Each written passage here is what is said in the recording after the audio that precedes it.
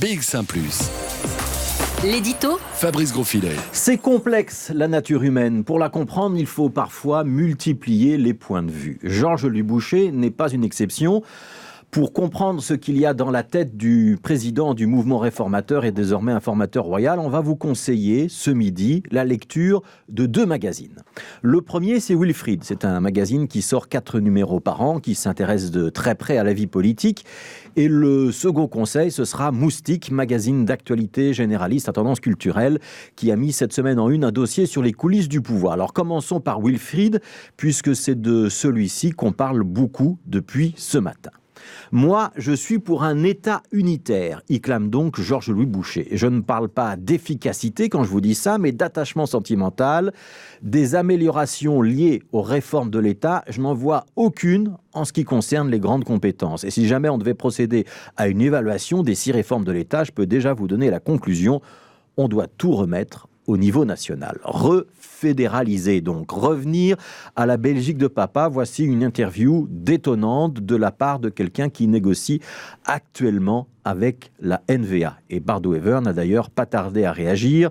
Georges-Louis Boucher a le droit d'avoir son opinion, mais en tant qu'informateur, il n'aide pas à faire avancer les choses. Ce que Boucher propose nous ramène au 19e siècle. C'est un manque de lucidité historique.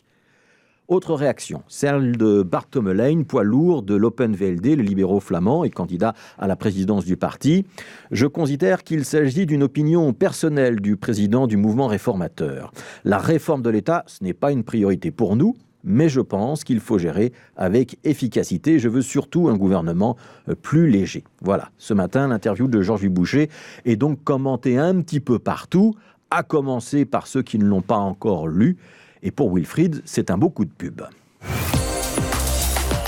L'autre interview, c'est le magazine Moustique. Georges-Louis Boucher n'y développe pas autant une vision unitaire, mais il glisse quand même qu'il adore son pays, qui est fait par essence de métissage. Et puis un petit peu plus loin, il dit sa proximité, ou une forme de proximité idéologique avec la NVA. Gouverner avec Écolo ou le PS, ce n'est pas forcément plus simple. J'ai un programme socio-économique plus proche de la NVA, mais je n'épouse pas ces thèses identitaires. Alors voilà, il faut sans doute compiler ces 2 interviews, et même encore d'autres, pour en faire une synthèse et comprendre la position du mouvement réformateur.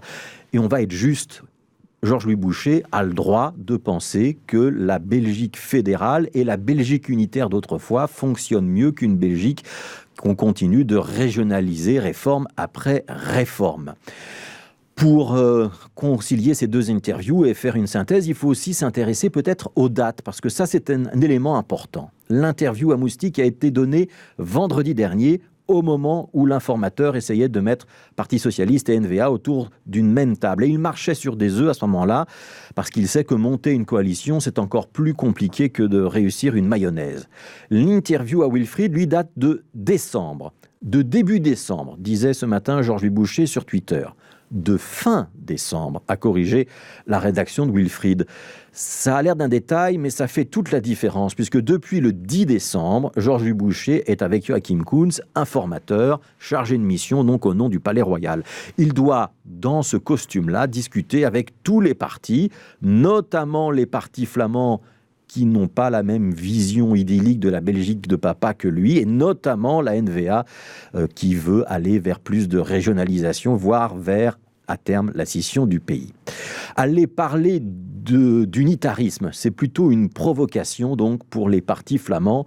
Georges-Louis Boucher a bien sûr le droit d'y penser, d'en rêver, mais c'est plus délicat de le clamer haut et fort, sauf à vouloir se mettre en difficulté, à saboter sa propre mission, une sorte de suicide d'informateur qui aurait mis les 2 pieds dans le plat communautaire. Alors habituellement, quand on est chargé d'une mission royale, on évite de donner des interviews. C'est un petit peu une règle non écrite. On se contente de rares conférences de presse convenues où chaque mot est calibré et on réserve ses confidences, ses analyses pour après, une fois qu'on est déchargé de mission.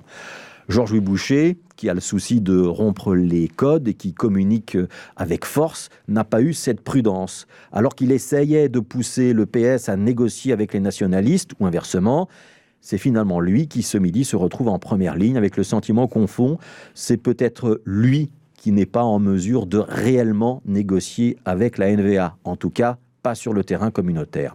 Être informateur à l'âge de 33 ans, c'était plutôt une reconnaissance, un honneur. En théorie, Georges-Louis Boucher et Joachim Kuhn sont informateurs jusqu'à mardi prochain. Mais se prendre les pieds dans le tapis de sa propre communication, ça pourrait provoquer une fin de mission beaucoup plus agitée et tendue que prévu.